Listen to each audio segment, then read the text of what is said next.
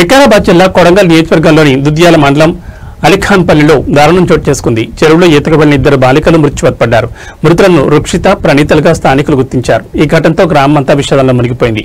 కుటుంబ సభ్యులు కన్నీటి పర్యంతమయ్యారు. సమాచారం అందుకున్న పోలీసులు సంఘటనా స్థలానికి చేరుకుని పరిస్థితిని పరిశీలిస్తున్నారు.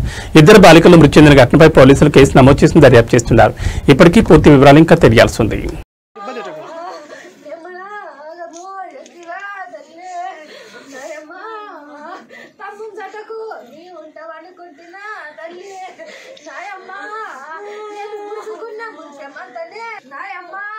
మనం కాలాలు ఎప్పుడు పోతాము బాబాయ్ అంటవా తల్లి నాయమ్మా బాబాయ్ నిద్రలోకి వెళ్ళి లేవక తల్లి అనే తల్లి